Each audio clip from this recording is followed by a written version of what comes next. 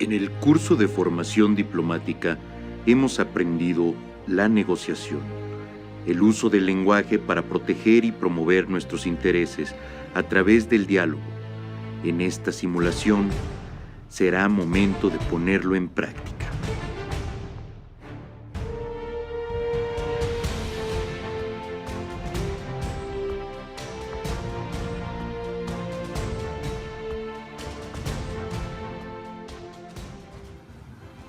Bien, las negociaciones diplomáticas son parte de toda formación diplomática y el Matías Romero no es excepción. En este curso para nosotros es muy importante poner en contacto a los estudiantes con ejercicios de negociación.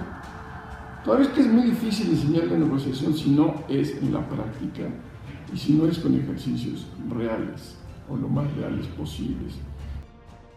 Entonces yo creo que esto es muy importante porque es una de las habilidades que dentro de las otras habilidades de los diplomáticos de representar, informar, difundir, promover, proteger, pues es una. ¿Y qué pueden esperar los becarios de esta simulación? Esta simulación es muy diferente que las que se hacen en las escuelas, es un trabajo diferente porque se trabaja previamente, se documentan, se informa cada uno de ellos, no llegan sin nada en cada posición que tienen ellos. Les damos un escenario ideal que es prácticamente como un lugar de negociación, en todos los elementos prácticos de una negociación. Y tiene situaciones reales, situaciones de emergencia, noticias que sobrevienen, de aspectos reales del trabajo político y diplomático de negociación. Y esto es lo que les da un sentido diferente, además de que tienen que informar constantemente a sus superiores para poder tomar la decisión final, etc. Están todos los aspectos de investigación. México fue uno de los 51 países fundadores de las Naciones Unidas y siempre ha mantenido un firme compromiso con los propósitos y principios de la organización. Dag Hammarskjöld is dead, but the United Nations live. Frente a los nuevos retos del planeta en el siglo XXI, el gobierno mexicano está plenamente convencido de que Naciones Unidas sigue siendo el máximo foro multilateral y el marco idóneo para acordar estrategias comunes y buscar soluciones colectivas a los problemas que aquejan a la humanidad.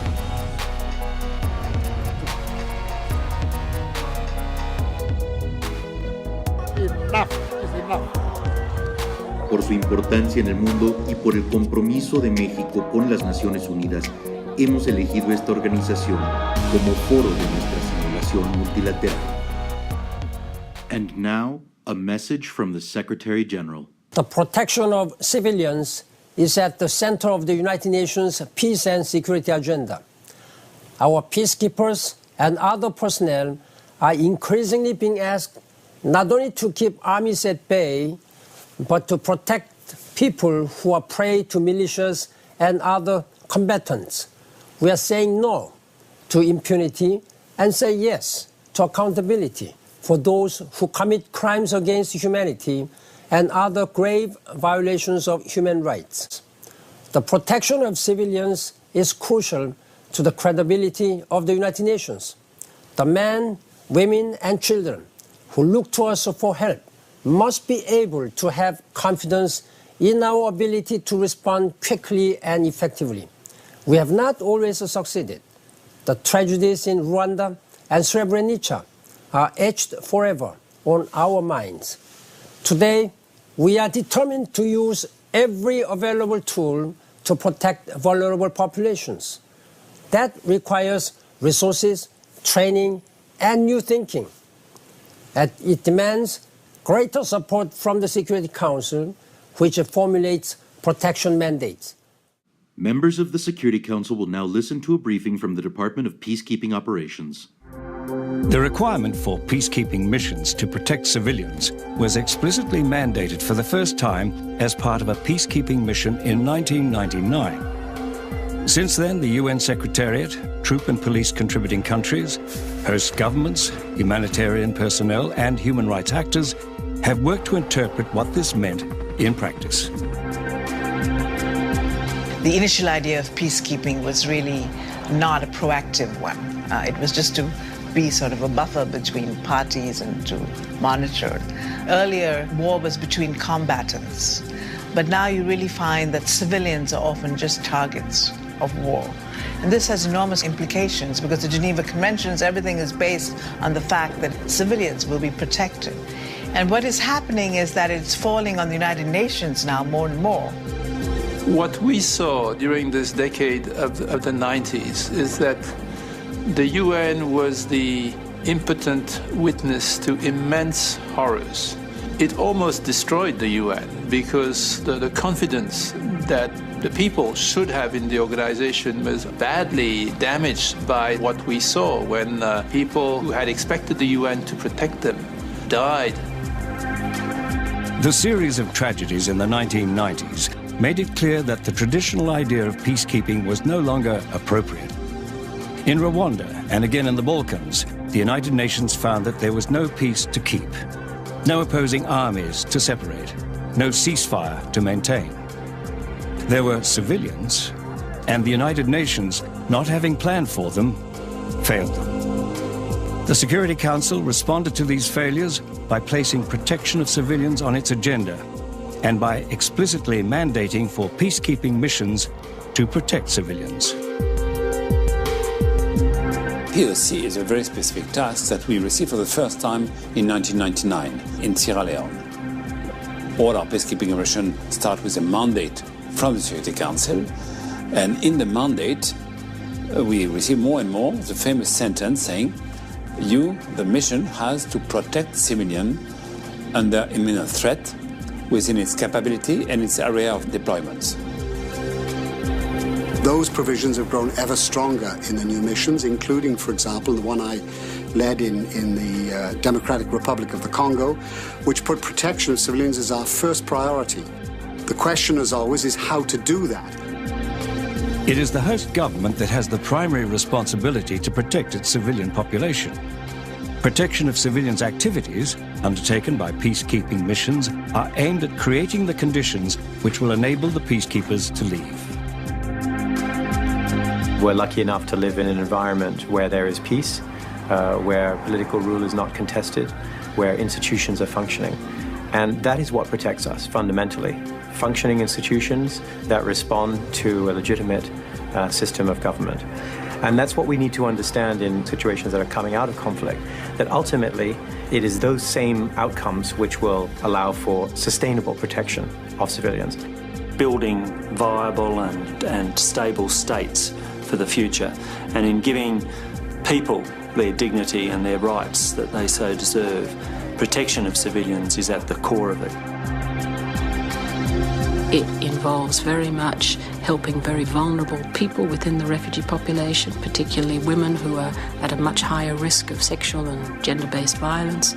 It involves helping children who have been separated from their families, who may be unaccompanied, who have been caught up in a mass exodus situation, fleeing problems in their own country. Whatever you're doing for a particular country is meant for that population. And if you cannot ensure that that population lives in conditions that are human, where they are able to lead normal lives, then I think you're missing the point. And indeed, if you're not protecting the civilians in a conflict zone or a post-conflict environment, why are you there?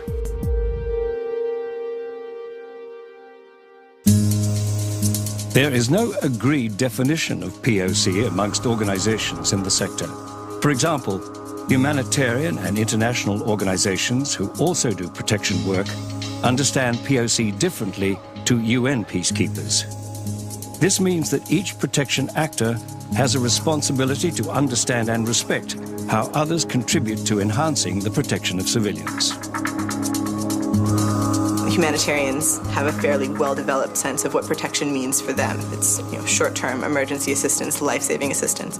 The human rights crowd know what protection means for them. It's investigating abuses, it's documenting crimes, it's seeking justice. Because peacekeepers also require a clear understanding of their roles and responsibilities when it comes to protection of civilians, an operational concept on POC based on experience and lessons learned in the field, has been recently developed. Ultimately, it is these broader systemic, institutional and political solutions which will mean that the protection of civilians is sustainable.